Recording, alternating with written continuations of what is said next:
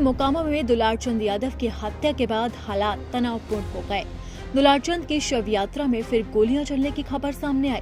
इसके साथ ही पत्थरबाजी की भी खबर है। आपको बता दें कि दुलारचंद की हत्या का आरोप मोकामा के बाहुबली और एनडीए प्रत्याशी अनंत सिंह और उनके समर्थकों पर लगा है। दुलारचंद के समर्थकों ने दूसरे पक्ष पर गोली चलाने का आरोप लगाया। जानकारी के मुताबिक पंडारकर के पास दुलारचंद के समर्थकों और दूसरे पक्ष के लोगों में भिड़ंत हो गई। ये उस वक्त शुरू हुआ जब दुलारचंद की शव यात्रा उनके समर्थक लेकर जा रहे थे। आरोप है कि इसी दौरान दूसरे पक्ष के लोगों ने पत्थरबाजी और फायरिंग शुरू कर दी। मोकामा के टाल क्षेत्र में अभी भी टेंशन है। वहीं दूसरी तरफ हत्याकांड से पहले दुलारचंद ने एक चैनल को इंटरव्यू दिया था, जो अब तेजी से वायरल हो रहा है। तो उसमें उन्होंने क्या कुछ कहा था, चलिए वो आपको बताते हैं। मोकामा से उन्होंने जीत का दावा ठोका था। इतना ही नहीं, दुलारचंद ने अनंत सिंह को हराने की बात भी कही थी। दुलारचंद यादव ने अनंत सिंह और नीलम देवी से जुड़ा एक किस्सा भी सुनाया। उन्होंने कहा कि मोकामा भी जीतेंगे, बार बार जीतेंगे। मेरा एक बयान बहुत वायरल हो गया था, बहुत चर्चा उछल रही थी। लोकसभा में जब ललन सिंह ने नीलम देवी को हराया तो हमने कहा कि वो नीलम देवी नहीं, खातून है। सच कहने से लोगों को दुख होता है, लेकिन मैं हमेशा सच बोलता हूँ। मोकामा का बाहुबली अनंत सिंह नहीं है।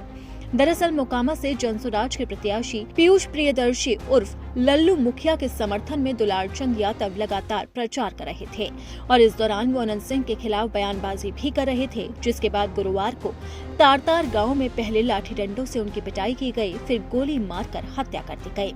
तारतार में दुलारचंद की हत्या के बाद उनके पोते रविरंजन ने कहा कि मेरे दादा की हत्या कर दी गई और मुझे डर है कि मेरी भी हत्या हो सकती है।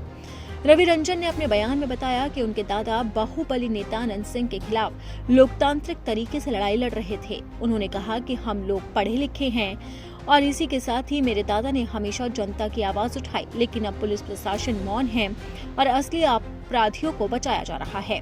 दुलारचंद यादव के घर की महिलाओं ने भी पुलिस प्रशासन पर गंभीर आरोप लगाए और कहा कि अनंत सिंह ने ही उनकी हत्या करवाई। परिवार की शिकायत पर पुलिस ने हत्या का मामला दर्ज कर लिया और इसमें अनंत सिंह को भी आरोपी बनाया गया। दुलारचंद की हत्या के बाद तारतार गांव में भारी संख्या में पुलिस बल की तैनाती की गई है। फिलहाल पुलिस इस मामले की जांच कर रही है और कई लोगों को गिरफ्तार भी किया जा चुका है, लेकिन जिस तरीके से इसके अंदर चश्मदीद सामने आ रही हैं, बयानबाजियां हो रही है, उसके बाद से ये मामला गर्मा गया है और इस हत्याकांड ने सियासी माहौल को भी पलट कर रख दिया है। तो अब देखना होगा कि इस हत्याकांड का असर क्या चुनावी नतीजों पर पड़ता है। क्या मोकामा का सियासी खेल अब पलट जाएगा?